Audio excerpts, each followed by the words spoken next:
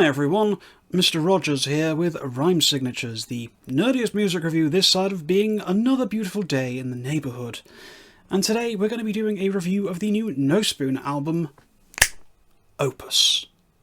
I'm laser focused with no target, shooting blindly in the dark, out of tune with my enemy. Good lord, this really is becoming the year of the debut record, isn't it? So far I've had my eardrums delightfully caressed by incredible records from the Anchoret and Orkrust, and it seems like it's now the turn of North Carolina-based prog metalers Nospūn to take up the baton in the relay race that is best debut record of 2023. And while I mean no disrespect to any other first-timers this year, the impression that this bunch of fresh-faced newcomers has left on me is going to be quite hard to beat. Let's get one pretty sizable elephant out of the room first though. Yes, this band is basically the American Haken. Yes, their sound is extraordinarily similar to the current darlings of the genre, and no, I don't think this is of any detriment to Nospūn. I can absolutely understand the criticisms that some people are having with this album, noting that it sounds eerily similar to Haken, and I get it. It can be frustrating when a band seems to lack their own identity and musical focus, but let's keep on track here, guys. This is a small, independent band who are trying to find their audience, and if they want to follow what's hot right now in order to do so, then who are we to tell them no? I am inevitably going to bring it up many times over the course of this review how certain parts of this album are basically parallels to Haken. Now please be aware that I'm not in any way saying this as a negative or a dig at the band. I friggin' love Haken, but there's one thing that this album is doing that I think is really important to be made aware of. They've kind of beaten their influences at their own game. Fauna is no longer the best Haken record to come out in 2023. In truth, Opus is exactly what I really hoped was coming after Affinity. As much as I did enjoy and still do enjoy Vector, Virus and Fauna, there was a certain degree of, paint by numbers going on. Almost like Haken had fallen into the trap of becoming too comfortable in their position and forgetting how creative and adventurous they once were. Not so with Nospūn. These guys have got 1,001 ideas in their minds, and it still only feels like they've used up about 100 of them on this album. There are so many insane musical stings and memorable fills, catchy choruses, jazzy, funky, and at times angular instrumentation across the album's beefy 71-minute runtime that it can feel a little overwhelming at times. In truth, the album is extraordinarily extra, possibly to a fault. Yeah. I mean, I can understand if someone listening to this walks away from it feeling a little dizzy, as I certainly did after my first couple of times. It can initially feel like maybe the band is trying to cram, too much in. Like they've got all these cool things that they want to do, but then they realise that they're running out of space to get them in. But I only felt this for a little bit of my time with Opus. The more I listened to this record, the more in love with it I became. The more I relished the breakneck pace at which everything galloped along at. The more I began to look forward to those brief, eclectic interludes and kitchen sink approach to the instrumentation. Because as full-bodied and overflowing as the record can often feel, ultimately I found this an extremely easy album to just allow to wash over me. Even if it did sometimes mean I found myself struggling to breathe a little bit, but This album does exemplify what I love about progressive metal. It captures that lightning-in-a-bottle excitement that I got from Haken's first two albums and made me feel that kind of early 20s hype mode that Aquarius and Visions gave me. In fact, thinking about this record, if I had to summarise this for anyone on the fence, it's the instrumentation and composition of Visions, combined with the narrative structure and melodrama of Dream Theater's A Nightmare to Remember and Scenes from a Memory. And even if that doesn't sound like your precise cup of tea, maybe give this one a try anyway, because this record is a complete journey. We start off nicely with a classic concept album staple, the gentle acoustic focused introduction track with House at the end. I mean, yeah, we've seen this a million times from 1,000 different bands, but like I've pretty much set the groundwork for you already, this record isn't really winning any originality contests. But frankly, it doesn't need to, as it's getting first place in the style one anyway. But then we move into the first real song, a proper, fully realised, legit overture, with Implosion Overture. Much like 1928 from Scenes from a Memory, or take your pick of any Neil Morse album ever, it's a wonderful preview and summary of what you can expect from the record going forwards. The real meat of the album kicks off with the 9-minute long track The Death of Simpson, not only musically but narratively too. And while I'm not going to get too in-depth into any spoilers, there's a really interesting and well-told story to be had over the course of the album's runtime. This track gives you a lot of insight into how the band ticks and the little musical signatures that they use throughout the album to great effect. I am a particular fan of these sudden, sharp, half-second long pauses between some of the riffs. I really feel that it draws your attention, but not in an obnoxious fashion. Vocalist Philip Rich really lets loose on this track, and I defy you not to sing along to the chorus line, stricken down in cold blood and murder with not a clue of who's to blame. His power, delivery and confidence is absolutely jaw-dropping, and he forms a huge part of my enjoyment of the band. The vocalist is often the sticking point on a lot of prog bands, as the instrumentation usually leads the charge, but I'm super glad to say that Rich is not only just a good vocalist, I'd say based on the evidence of this album alone, he's one of the vocalists of the 2020s, especially if this band manages to keep things going at the same pace into album 2. We switch things down a notch following this track into the shorter 2-hit combo of Dance With Me and Tougher Love, and I think this does a great job at diversifying the sounds and moods on the album.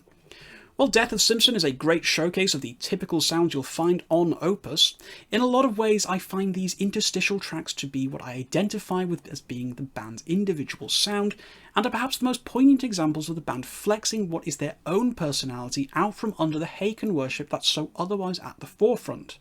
The keyboards on these tracks are bright, breezy, atmospheric, energetic and jubilant in equal measure, and feel sonically super satisfying. Rich continues to demonstrate his electric vocal range, coming across as inspiring and powerful at all times, and these songs serve as a fantastic segue into one of my favourite songs on the album in the form of Earworm. This track contains some of my absolute favourite vocal hooks in any record released this year so far, and I will reach for the volume button every single time I hear the song starting, as I know I'm going to struggle to sit still during its runtime. It's incredible, upbeat, high-energy savagery, initially throwing in the slightly filtered vocals and a bebop scat section and some of the gnarliest riffing on the album. When Rich belts out the line, "I'm laser focused with no target, shooting blindly in the dark," you can picture him screaming at the top of his lungs with tens of thousands of people belting it out alongside him. I cannot stress enough how good the vocals on this album are, and how much I intend to just completely fangirl Rich on everything I see him on in the future.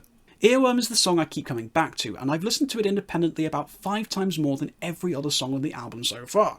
The record keeps on firing out banger after banger, showing that there are no weak links to be found, with And Then There Was One serving as the big, slower, more deliberate and focused track on the album, moving past the pure, unabashed bravado of the early parts of the record to give us some incredible, emotive and passionate guitar playing from James Nelson, channeling some Gilmour vibes at times in the opening solo. This track is a necessary breather and showcases that while the band are extraordinarily maximalist, they're not without their restraint, letting the songwriting breathe and delivering a more introspective anthem that's certain to get the lighters out during live performances. 4D Printing is a blistering instrumental track that really allows every single musician to flex their chops in the biggest and brashest way possible. I get serious vibes of Haken's The Endless Knot and Dream Theater's Nightmare to Remember in the early moments of this track, as we move into staccato riffing and a keyboard tone that will feel extremely familiar to fans of bands that rhyme with bacon. It's an amazing piece though, and expertly showcases just how talented this band are on their respective instruments. These guys can seriously play. The longest track on the album, Within the Realms of Possibility, is another winner, and travels across the whole scope of the progverse, serving as both a narrative focal point as well as a compositional triumph. The 50 minutes honestly just fly by, with a dizzying array of styles and moods covered over its runtime. The only real sticking point I have on the track, and the whole album for that matter, is that I'm not a fan of the roleplay style spoken word section, but that's more down to my own personal preferences for just not enjoying spoken word stuff in songs in general. You might dig it more than I did, however I found it to be a surprising, albeit minor blemish on an otherwise incredible mini-epic that stands toe-to-toe with the best of the bunch. But we're not done yet, oh no! Nospūn have got us for another 15 or so minutes with the last 2 songs of Back Yet Forward and closer The House at the Beginning. In a lot of ways, Back Yet Forward is even more of an epic than Within the Realms of Possibility. Sure, it's a fair bit shorter, but I found it more anthemic, enjoyable and adventurous. The bass from Cole Millward on this track is particularly good, and really accents everything extremely nicely. Rich's vocal delivery of the lines, "I can make it right, the dream I had last night to show me how things should be and what happens if I don't succeed," leaves me with a lump in my throat every single time, and I want to thrust this song at people who claim that progressive rock and metal lacks emotion and soul. The album closes off with the house at the beginning, and honestly I am shooketh. The band has taken the climaxes of both Haken's visions and Dream Theater's 6 Degrees of Turbulence, mixed them together, and sprinkled vigorously over the whole musical platter. I think this is probably the part of the album, though, that sounds most shamelessly like their influences. And you can kind of sing, "Yeah, the moment passed us by and it felt just like before, and as I leave this world behind, I know I'll come back for more," over the top of the intro to the song, and it would still kind of fit perfectly. It's another very minor blemish, as it's just so shameless at times that it feels a little bit on the nose.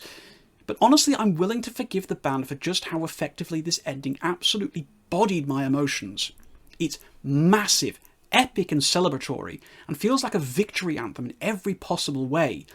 But again, sing "A Journey to Find the Answers Inside Our Elusive Mind" over the very ending part, and tell me it doesn't fit perhaps just a little bit too well.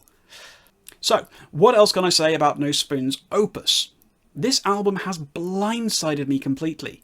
I'll be honest, I held off a little bit from listening to this one, as Dum Dum here was doing that thing I keep telling myself not to, and judging a book by its cover. Look, I'm not going to sugarcoat it. I don't like the album art. I just don't like it. No disrespect to the artist, but I don't know. But don't be like me. Don't pass this one by. This is easily one of my favourite albums of the year, if not possibly the favourite of the year right now. Yes, it's shamelessly influenced by Haken and sounds almost exactly like them, but frankly I've been having so much fun with this album that I just don't care. If it takes an independent American band's faltering first steps into the musical world to give us the best Haken album since Visions, then so be it. I, for one, will never forget my time in the house at the end of Lakefield Drive. Recommendation is patronisingly straightforward, guys. I would be recommending that you get a physical copy of this album, but from what I can tell, this is only available on digital release for now. But hey, if enough of us throw money at the band, maybe we'll get a CD run or a vinyl pressing in the future. Who knows? Small bands starting out need your love and support, so please do check these guys out if you get the chance to do so. This is all, of course, guys, just my opinion, as you know, so if you have listened to Opus, please tell me what you thought about this record in the comments down below.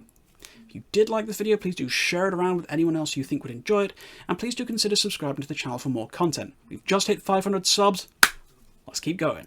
If you really like what I do as well, please also consider clicking my Ko-fi link in the description box down below to help support the channel. And until next time, guys, as always, keep your rhyme signatures odd.